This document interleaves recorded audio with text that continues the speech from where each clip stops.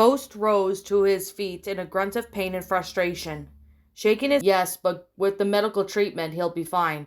But we have to go soon, the pilot said, and Ghost nodded. Grab what you can as soon as possible. We're meeting Hunk. We've got until dawn, he said, getting up and walking towards Chris and Jill. How are you, Redfield? Ghost asked, watching Chris wipe the blood off the side of his head and with a snort of some duration. He's always been hard-headed. His pride hurts more than the question than his head by the fall, Jill said. I'm fine. How fucked are we? The man said, getting up rather slowly, refusing when Jill offered to help. She raised her arms in a muttering a typical Redfield before reholstering her rifle. Hard to say. Let's head north there carefully. A team of scouts, probably with Ida, should be coming to finish us off, so we have to go as soon as possible, he said.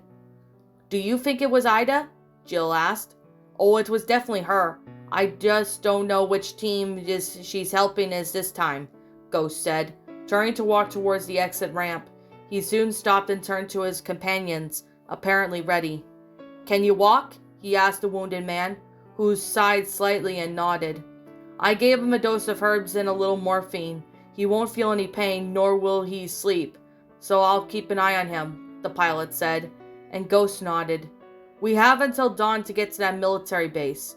We'll proceed with caution with silence. We're in enemy territory at a huge disadvantage. Follow me and only shoot when I tell you to. If you have got any supplies, get them now, Ghost said, taking his tactical vest and putting on his torso, putting on his spare ammunition in his vest pockets, concentrating on the bullets and from his rifles, and his Desert Eagle, since they had plenty of bullets left from his Silver Ghost. Jill and Chris did the same, the woman taking the liberty of picking up the sniper rifle and putting it on her back. One never knows what they might need a little bit of cover. Ghost attached a night vision scope to his rifle, and his glasses had been destroyed.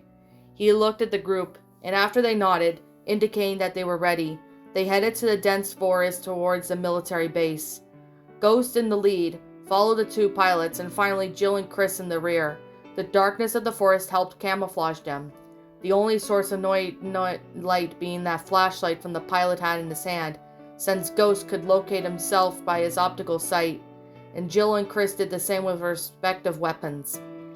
They continued for a few moments at a slow pace.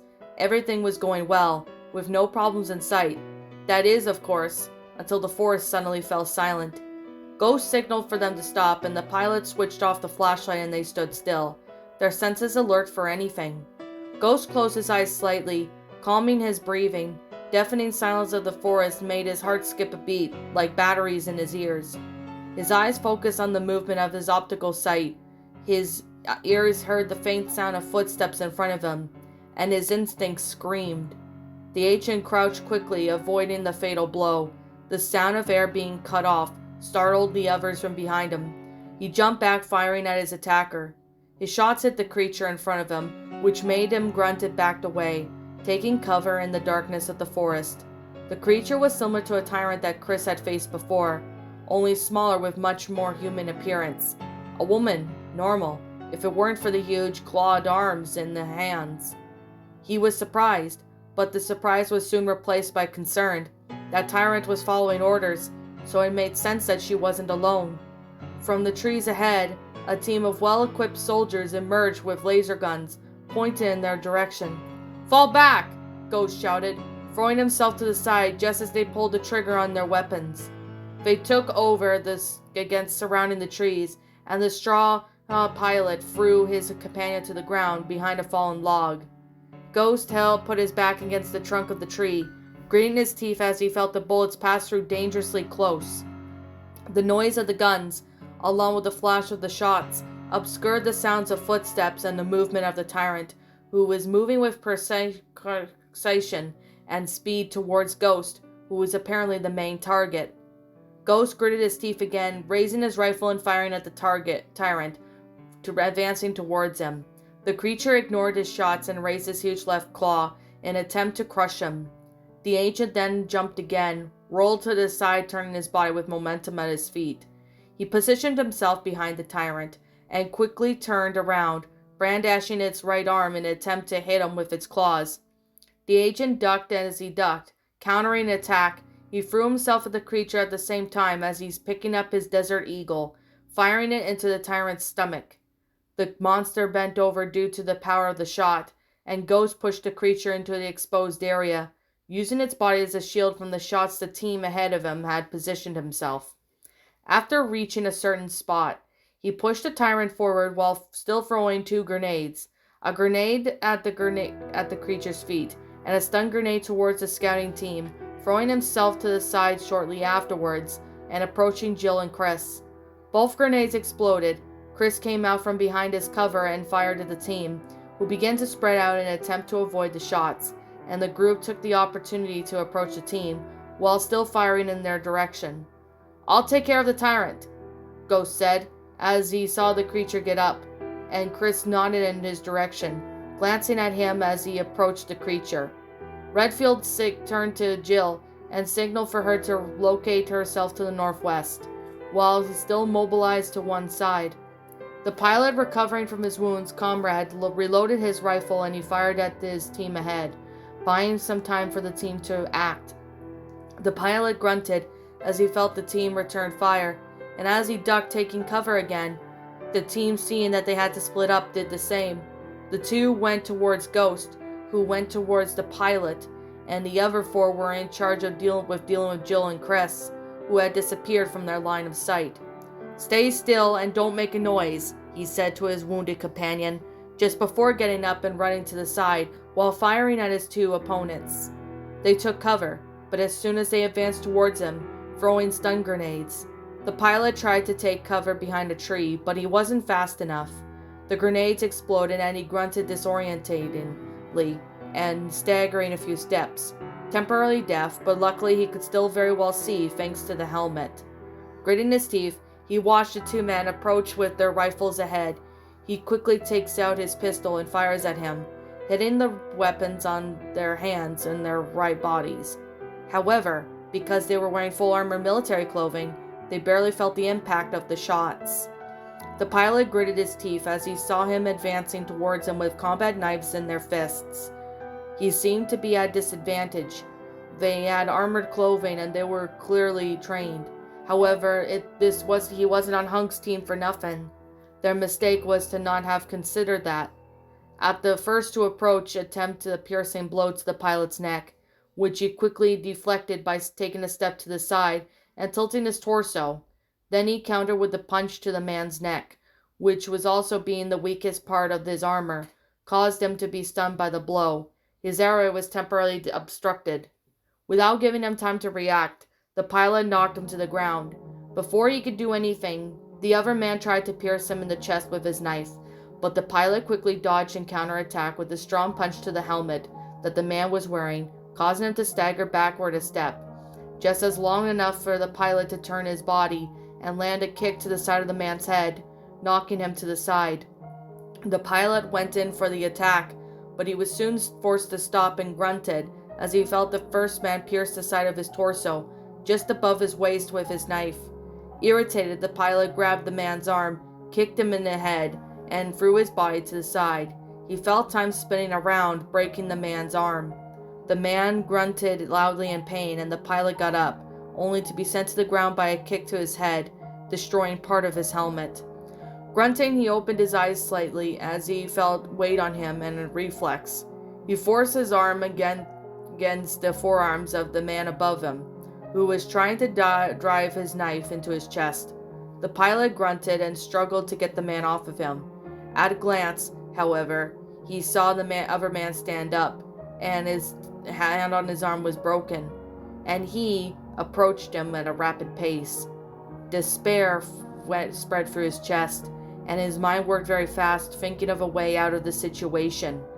However, to his surprise, the approaching man was silently engulfed by the waves of flames that hit his back. He lit up like a beacon. His screams began to echo around the place. Glancing at the pilot, saw his fallen partner, with a grenade launcher in his hand, had mentally thanked him, taking advantage of the distraction. The pilot grabbed his own knife, and in one swift, powerful movement, drove the blade into the side of his attacker's neck. Blood poured from the abundance. The man slowly lost his strength as he drowned in his blood, and the pilot threw his body to one side with some violence, getting up shortly afterwards and walking towards his partner further ahead. Chris ducked into the side of the tree, blinking and flinching a little when some of the shots hit through the tree trunk he was covering. Crouching down, he took a small grenade from his tactical vest and threw it towards his attacker, who had taken cover. Taking advantage of the small window of time, Chris changed his ammunition to armor-piercing bullets and waited for the right moment. The grenade exploded, and Chris stepped out from behind a tree, focusing the sights of his rifle at the man who had the same idea as him, and firing in his direction. The bullets hit the arm and the chest of the man, who grunted in a mixture of pain and surprise when he saw the shots and had ignored the armor. He stepped back once more, taking cover again as he threw the grenade towards Chris. Redfield stopped his advance and stepped out of the blast zone, gritting his teeth as the close to the proximity of the explosion. Turning around, he raised his rifle again, and through the optical sight, saw the man retreating towards his partner. Steadying the gun in his fist, he fired at the man that as he was still running, hitting him a few times in the upper back, shoulder, and arm. The man fell to the ground, grunting as he dragged himself up. Chris moved quickly towards him, putting a bullet on the side of the back of his head. Quick and easy, he tried to move towards Jill, but was interrupted by a hail of bullets that hit him in the side. He grunted as he felt sharp pain through his thigh and the side of his waist, throwing his body to the ground and rolling down, taking cover again behind a tree. Shaking his head, he gasped as the pain eased. The herbal mixture he had drunk earlier was still working, and he quickly bandaged his thigh. His waist would have to wait until later, as he heard the sound of the other man's footsteps approaching him.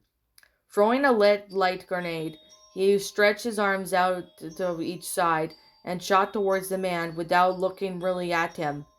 He was still with his body behind cover, just to stop him from getting any closer. The light grenade exploded, and Chris stepped out from behind the tree, moving quickly towards the stunned man. Landing a powerful punch to his head, he quickly positions himself behind the man, grabs him around the waist and throws him backwards, performing a perfect suplex, breaking the man's neck, who remained motionless. Getting up, Chris ties a bandage around his waist and sighs as the pain resides. Then he looks around for the optical sight of his rifle and walks in his direction Jill had gone. Jill had ran through the undergrowth, her movements calculated and deliberate. Although she was skilled as any other soldier and was Chris's partner, her area was not direct confrontation. She was intelligent, calculating as she preferred encounters with each single movement as she needed to end the confrontation, whether good or bad. Her eyes quickly ran through the trees, her mind racing, analyzing the terrain to find the perfect spot. The soldiers pursued her with their armored footsteps becoming louder. The woman clicked her tongue through the darkness of the forest, neither helping her or wondering her in any other way. But if anything, it was more of a disadvantage to her than anything else. At one point, the woman spotted a rocky outcrop ahead and made a quick, split-second decision. She ran towards the outcrop and from her tactical vest, grabbed 2 stun grenades and threw them towards her pursuers. The woman jumped onto the rocks, taking cover behind them. Just as the grenades exploded, the soldiers were stunned and took cover, waiting for their senses to return to normal. They looked at each other as they finally recovered, and quickly they stood up and raised their weapons, observing the terrain with the search of the woman. Slowly they began to move, spreading out towards slowly to cover more territory and flank the woman. She threw those grenades to buy them time to hide, since she couldn't run away. In other words, she was close by. Narrowing her eyes slightly, Jill examined the soldiers' armored clothing with their night scope, highly fortified but invulnerable to around the neck and joints. She changed the bullets to her sniper rifle for the greatest possible damage. When the first soldier came around the rock in which she was hiding, she pulled the trigger with precision, a well-placed shot to the neck, practically exploding the flesh and destroying parts of the bones, almost causing the soldier's head to detach from his body and fall to the ground. The moment the man's body fell to the ground, the second soldier approached quickly but cautiously analyzing and studying the situation. Using the distraction to her advantage, Jill pointed her sniper rifle at the soldier, who noticed her standing there. However, by the time he realized it was too late, and the woman shot him in the head, exploding his skull. The woman snorted and stood up, putting the sniper rifle back on her back. She didn't have a BSAA title for nothing. Jumping down from the rock she was standing on, she started to run back towards the group. Without hesitation, the creature leapt towards Ghost. Its movements were agile and quick, precise in a way that indicated some kind of training. Surely a creature used for missions was intelligent enough to obey orders and even undergo some kind of training. Ghost dodged the attack, watching the tyrant's claws dig into the ground, raising his Desert Eagle as he fired at the woman's head, hitting both her and the head upper chest, causing the humanoid creature to stagger back a few steps. The tyrant's deformed head regenerated with some speed, and Ghost clicked his tongue, picking up his rifle and switching to B-type bullets. Taking a few steps back, he fired at the tyrant, which again advanced towards him. The creature tried a vertical attack with its claws, which Ghost dodged by taking 2 steps back to the side, taking advantage of the momentum of its attack. The tyrant turned its body, and with its other arm, tried a horizontal attack. Ghost was quicker and dodged it by ducking. Then he threw himself forward and let himself slide to the ground, shooting the tyrant in the flanks, who growled in annoyance and in pain. Its voice was a mixture of feminine and monstrous. The tyrant raised both of its arms and threw them down, trying to crush the target, who in turn jumped to the side and dodging the attack. The tyrant's powerful arms hit the ground, causing the ground to shake with a small cloud of dust to rise up. The creature snorted and its eyes focused on the gun that Ghost had practically pressed its head and pulled the trigger, hitting the monster at the point-blank range. The bullets penetrated the monster's skull and passed through the brain. The creature roared and staggered back a few steps, putting both hands on its head, and as it roared, its regeneration was slowed. The pain was acute, but its senses were scrambled. The monster flailed its arms around in desperation, hoping to hit the man, who in turn took a few steps back and unloaded the magazine into his rifle into the creature, which it fell to its knees to the ground. The tyrant, although tough, was not like all the others. Its strength was on a par with some variants, but its resistance had been very severely recluded for the greater focus on speed and agility. For the word, it wasn't very significant change, since that thing was capable of claiming countless victims in a short period of time. The danger was the same. For him, it became easy, a weak variant, a mistake resulting from fear. In a way, he was a little disappointed. He had expected for more variants designed to kill him. Shaking his head, he reloaded his rifle, aimed at the creature's head, and pulled the trigger until the monster's roar of pain ceased, and his body remained motionless. His skull was nothing but a deformed mass. As a precaution, he grabbed the grenade and dropped it into what was left of that thing's head, turning and walking away shortly afterwards, heading towards the group, and already some distance away when the grenade exploded. He approached the spot where they had split up in the first place, and his eyes focused on the 2 men crouched further on. One of them, with his back dropped on the fallen log, and sighed in relief. Many of his companions already died, and he didn't even want to lose any more. His footsteps caught the attention of both of them, who looked in his direction, weapons ready. Just as he raised his hand, still approaching. "It's just me," he said, watching them calm down a little. His eyes looked anically at the bandage at the side of the pilot's body. "Are you all right?" he asked, kneeling down next to him. "Yes, we'll be fine, but Falconer here still needs medical attention," the pilot said, and his companion shook his head. "I'm still alive, and I can still use my weapons." "I'm not the priority," Falconer replied, and the pilot snorted. "You're still alive. We have to keep it that way. Let's hope we find Hunk soon. Maybe a medical team can do something," pilot said, and Ghost nodded in confirmation. From the forest they heard footsteps approaching, and the pilot, shone his flashlight in the direction, relaxing when he saw Chris walking limp-paced towards him with his rifle raised. "Redfield, good to see you too," Ghost said, seeing the man lower his weapon, limping towards them as his eyes ran around worried. "Where's Jill?" he asked, and Ghost stood up, looking around and shaking his head in response. However, before he could say anything, they heard a sound of footsteps nearby. A formative woman appeared behind the trees, approaching them at a calm pace. She looked fine, sweaty, panting, probably running, but she was mostly fine. "Jill!" Chris approached her quickly, as if she was all right. Ghost briefly observed the two of them. It was obvious that there was something between them, and he looked away, scolding himself for intriguing on something that had nothing to do with him. "There are a few hours until dawn. We could still rest for a while and nurse our wounds," Ghost said, without looking for an answer, walking towards the bodies of the man who attacked them. Chris grunted slightly as he sat down. He propped his back against a tree and sighed, watching Jill approach him and kneel beside him. "I'm fine. I'm already—" She ignored him completely and began to undo the bandage on his thigh, analyzing his injuries. He just rolled his eyes. Why didn't the woman of his life listen to him? "Have you managed to contact Claire?" Jill asked, and Chris ducked his head slightly. "No," which wasn't exactly strange. She never takes her cell phone. "Still, I sent her a message.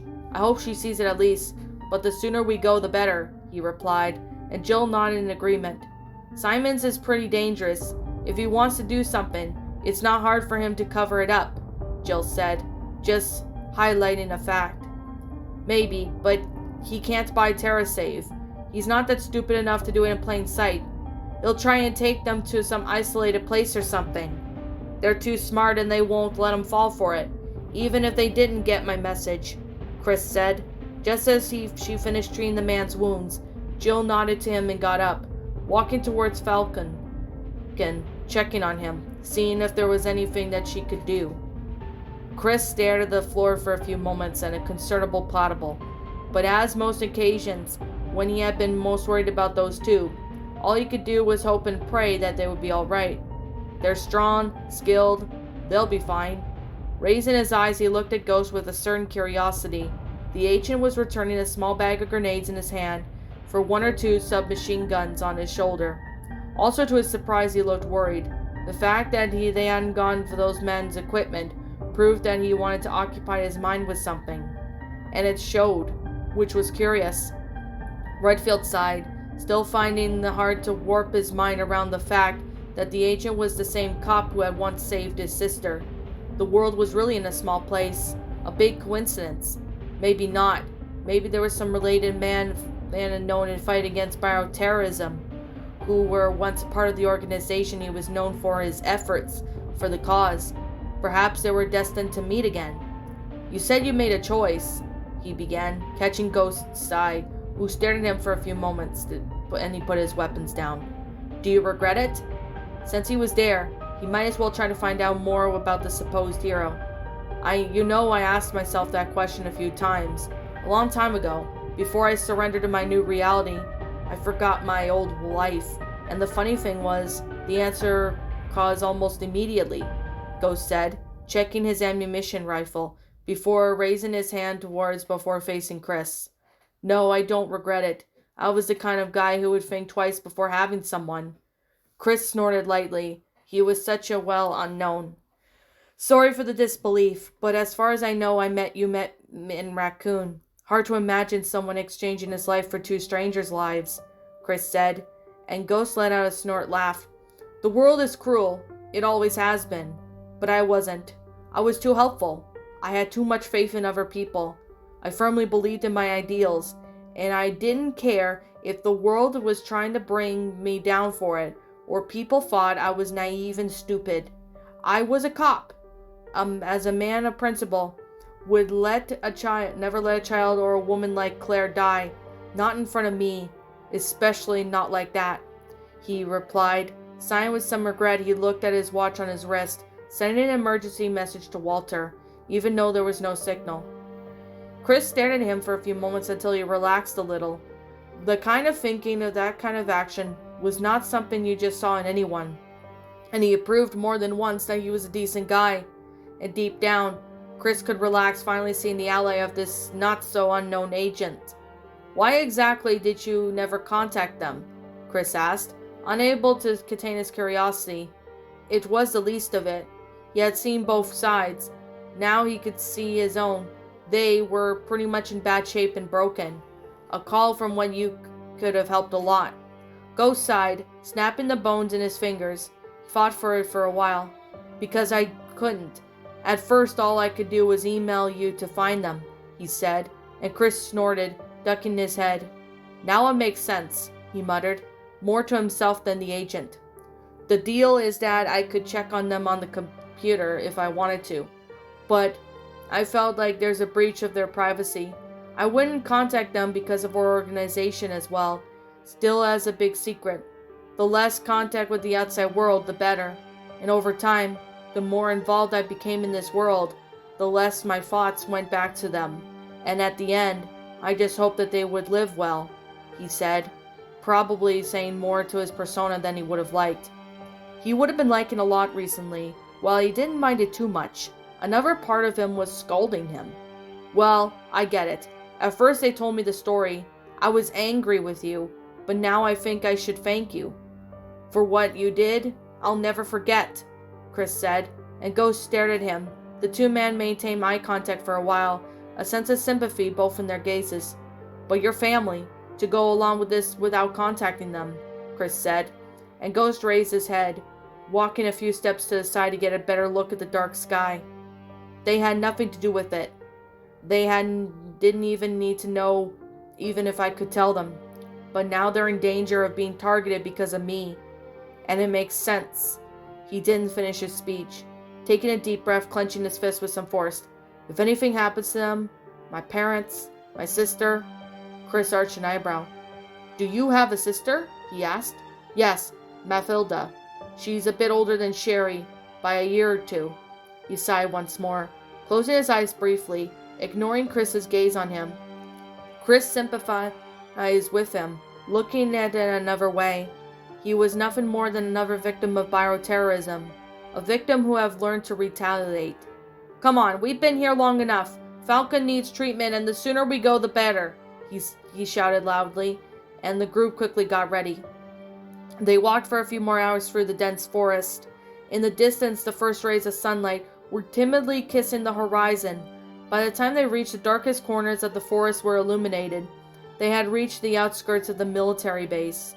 The entrance was marked by a rusty gate, its once imposing structure now coordinated by time and neglect, faded signia, and warning signs that serve as cryptic symbols for the base's former importance. The stark contrast of the overgrown foliage entwining with the barbed wire fence. The site would be a total abandonment if it weren't for the tents standing near the entrance, parked in military vehicles and a helicopter parked in the flat area ahead. A few soldiers were walking through the temporary camp, all of them wearing exoskeletons and heavily armored clothing. They had enough to piercing armor ammunition to go against them, as well as some weapons that Ghost had taken from the bodies. But they still couldn't. Hunk's group hadn't arrived yet. Reaper, do you copy? He asked through the communicator, signaling for them to take up position by the hidden vegetarian. Ghost, come in, his partner's voice echoed through the communicator. We're on site. Enemies in sight. What's your position? He asked, kneeling down carefully and observing the movements of the soldiers ahead. Ida wasn't in sight. She already left. If they had been conflicted, she could kill them, and she would have gone along with the previous group, tried to flank them, catch them off guard. We're on our way. We've had a few problems consisting of 2 tyrants and an execution team. Ghost snorted low. So, we? We only faced 1 tyrant though, Hunk laughed low. Jealous? What's the situation there? We've already set up a small camp. We have stains were spreading across his torso. 7th month, Agent 06 broke the race record of the Circuit C, growing exponentially. He got used to the morning training routine. The next photo showed Leon with his rifle in his hands, with his body smeared in mud, his face with serious dark circles deep under his eyes, and when his eyes